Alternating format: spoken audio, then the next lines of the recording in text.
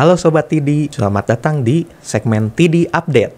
Di segmen ini, kita akan membahas segala hal yang berkaitan dengan keseharian pelajar, mahasiswa, maupun yang sudah bekerja ya, biar kita makin update tentunya. Oke, terkait keseharian berarti kan kita nggak lepas dari tugas ya. Tugas itu bisa makalah, ada laporan, terus ada skripsi, ataupun karya tulis lainnya gitu kan ya. Yang pasti kita biasanya pakai Microsoft Word itu bikin daftar isi. Nah, ada yang suka bikin daftar isinya masih manual, nah, itu tentunya ribet banget ya. Apalagi kalau nanti ada revisi, ganti halaman. Wah, bersama saya Gio dari divisi IT Tridaya Group. Kali ini kita akan membahas bagaimana cara membuat daftar isi otomatis versi saya tentunya. Video ini dibuat untuk para pemula atau yang masih awam. Kalau ada yang punya cara lebih baik atau lebih cepat mungkin ya, bisa tulis di kolom komentar agar nanti kita bisa diskusi. Lanjut ke layar. Di sini kita akan mencoba pakai Microsoft Word 2019 ya yang saya contohkan. Bisa juga kalau teman-teman menggunakan versi sebelumnya atau versi yang lain, ini masih bisa diterapkan ya. Saya punya contoh dokumen yang sudah jadi, ada daftar isinya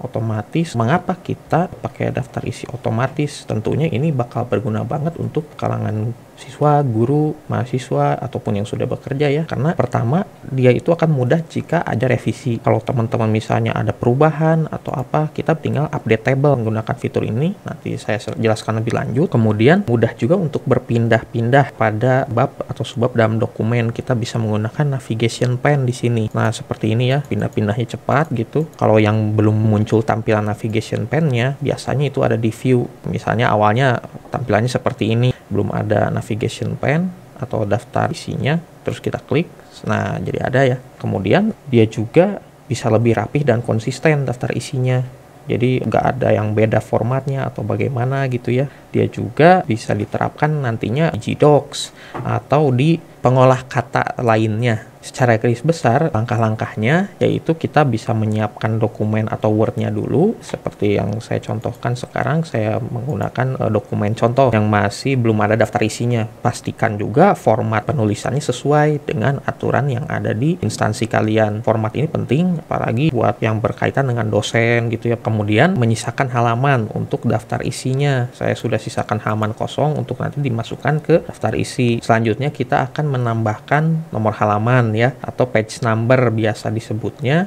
Kita bisa klik header and footer. Nah, seperti ini tampilannya. Untuk yang perlu nomor halaman berbeda, kita bisa menggunakan fitur section. Nah, di sini saya sudah menambahkan section. Ada section 1, section 2, kemudian nanti selanjutnya section 3. Agar apa? Agar nanti kita bisa memisahkan tipe nomor halamannya seperti apa untuk setiap section. Misalnya kita tidak akan memberikan nomor halaman pada cover, berarti kita berikan nomor halaman di section 2. Di section 2 ini kita bisa hilangkan checklist link to previous-nya ya, agar nanti tidak bercampur dengan yang section 1. Setelah diklik seperti itu, kita tambahkan page number. Biasanya suka di bawah ya, di bawah nomor halaman. Saya gunakan yang di tengah untuk contoh. Nah, berarti ini muncul nomor halamannya 1, 2, dan seterusnya. Apabila kita tidak sesuai ya dengan ini, tidak mau pakai 1, 2, misalnya mau pakai huruf Romawi yang kecil, itu juga bisa. Kita tinggal ganti ya, klik kanan, terus format page numbernya kita ubah dulu jadi yang huruf Romawi kecil. Oke. Nah, berarti ini nomor halamannya sudah berubah menjadi I1, kemudian ada I2. Bagaimana dengan yang section 3 ini?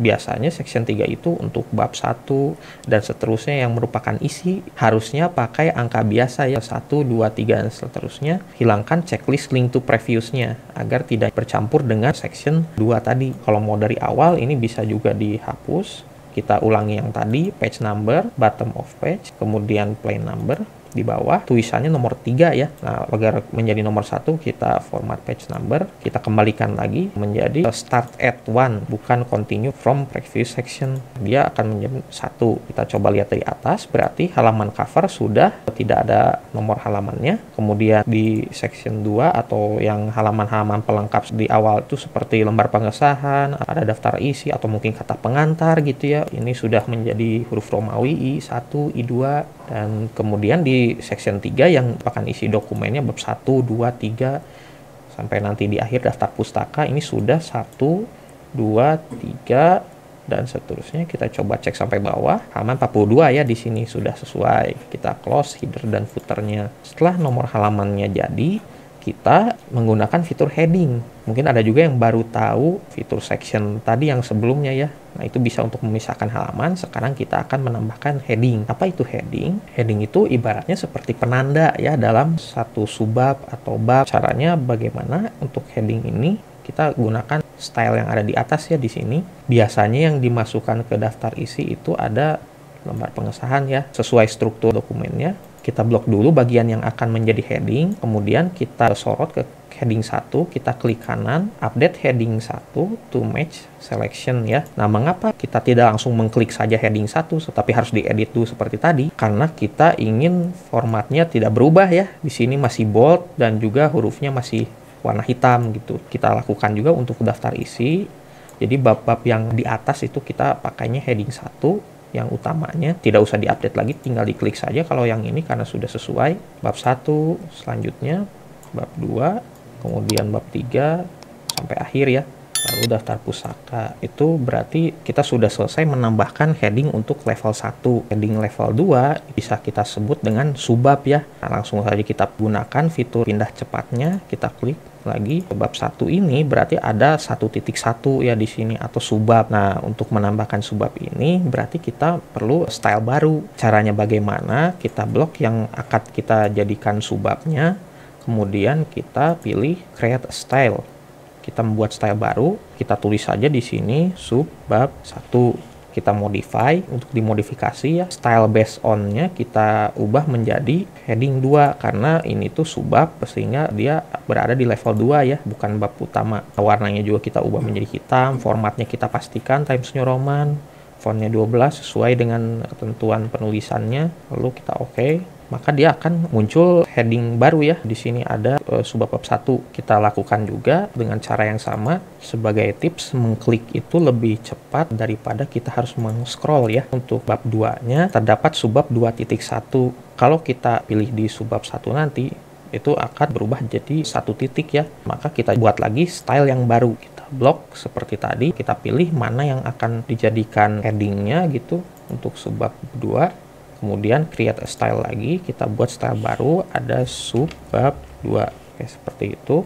Modify kembali, pastikan menggunakan heading 2. Pastikan juga dia warna hitam dan juga formatnya juga Times New Roman 12. Oke. Kemudian kita tinggal pilih subbab 2 untuk subbab-subbab selanjutnya di bab 2 ya. Seperti itu kita klik. Dengan menambahkan heading ini juga kita bisa sambil mengecek apakah ada dokumen kita yang terlewat bagian-bagiannya. Sehingga nanti ketika dikumpulkan, maka tugasnya akan lebih rapi dan tidak banyak revisi ya, mudah-mudahannya. Iya, terakhir di subbab 2, oke. Bab 3 kita lakukan juga dengan cara yang sama ya. Kita pilih, kemudian kita create a style. Kita tambahkan style baru, subbab 3, modify, style based on, heading 2, pastikan dia berwarna hitam, hurufnya, Times New Roman 12, oke. Kita pilih subbab 3, kita klik yang sudah dibuat ya, kita klik saja. Nah, bagaimana jika kita menemukan ada subbab baru lagi yang levelnya lebih dalam? Di sini tadi kita sudah menggunakan heading 1, kita juga sudah menggunakan level heading 2. Ini ada level 3, 3.6.1, berarti sudah masuk level 3. Kita juga bisa membuat style baru seperti tadi, create new style. Kita buat lagi berarti subbab 3. Penamaannya bisa kalian sesuaikan sendiri ya. Bedanya di sini kita style based on-nya kita pilih yang heading 3. Karena kita akan menggunakan level 3 ya. Kita pilih color-nya atau warnanya dihitamkan seperti tadi, pastikan juga formatnya sudah Times New Roman, ukurannya 12, kemudian di OK. Dia akan menjadi subbab yang berada di dalam subbab analisis data, berarti sudah level 3 ya. Cara melihatnya seperti ini saja. Di sini ada level 1, berarti tadi yang bab utamanya bab 3 metode penelitian, kemudian di sini level 2. Nah, makin menjorok ke kanan ya, itu berarti levelnya makin naik, level 3. Di sini sudah masuk subbab gitu ya, sudah level 3. Gunakan lagi untuk subbab level 3. 3, tinggal diklik seperti itu. Sama juga ketika kita menemui ada subbab yang headingnya level 4, berarti ya kalau misalnya nomornya ada 4 seperti ini, kita gunakan style baru, create a style, kemudian kita tambahkan level 4 gitu ya nanti di headingnya. Saya iseng aja ya memberikan namanya subbab 3 modify. Di sini kita pilih levelnya, kita pilih style based on heading 4. Kenapa? Karena sudah ada 4 nomor ya, udah ada 4 level. Jangan lupa juga warnanya hitam. Oke. Nah, maka dia akan berada di level selanjutnya ya, di struktur heading navigation pane. Ibaratnya dia menjadi anak subbab gitu. Kemudian uji reliabilitas juga, ini bagian ini juga kita pilih sub yang paling panjang. Kalau ini tidak sesuai berarti kita ubah lagi menjadi italiknya dihilangkan. Nah, sementara bagian ini jadwal penelitian ini kembali lagi ke level 2 ya, titik 7, berarti ya ada 2 nomor, berarti kita masuk pilih subbab 3 seperti ini. Apabila sudah selesai, kita menambahkan semua headingnya. Bisa dilihat ini headingnya sangat rapih ya, berarti sangat terstruktur sekali tulisan ini. Kemudian kita tambahkan daftar isinya di halaman kosong yang sudah kita siapkan. Sangat direkomendasikan untuk menuliskan bab daftar isi ini agar nanti bisa masuk ke dalam headingnya ya, sehingga nanti akan muncul juga di daftar isi yang akan kita buat. Kita tambahkan di bawahnya menggunakan fitur reference, kemudian table of content, kita pilih automatic table. Saya biasa menggunakan yang automatic table 1. Langsung jadi ya di sini daftar isinya. Apabila belum sesuai formatnya, bisa kita pilih semua, kita sesuaikan menjadi Times New Roman fontnya, kemudian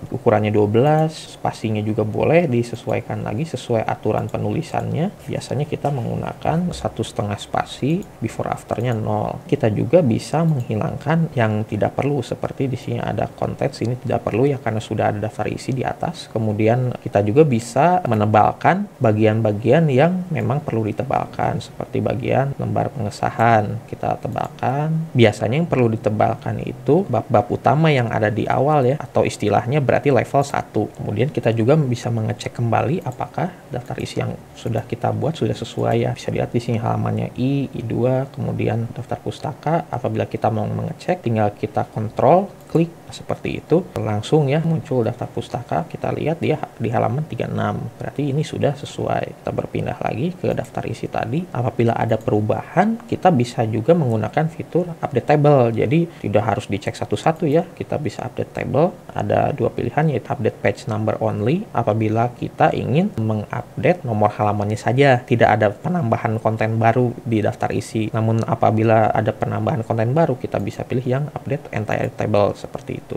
Kita simpulkan, ada langkah-langkahnya tadi: menyiapkan dokumen Word, kemudian tambahkan nomor halaman, gunakan fitur heading untuk menambahkan stylenya gitu ya, kemudian tambahkan juga daftar isi menggunakan fitur reference. Sekian pembahasan kali ini tentang daftar isi otomatis untuk Microsoft Word ya. Mudah-mudahan bisa membantu. Jangan lupa like dan subscribe serta komen juga di bawah apa yang kita bisa bahas untuk konten selanjutnya. Salam update.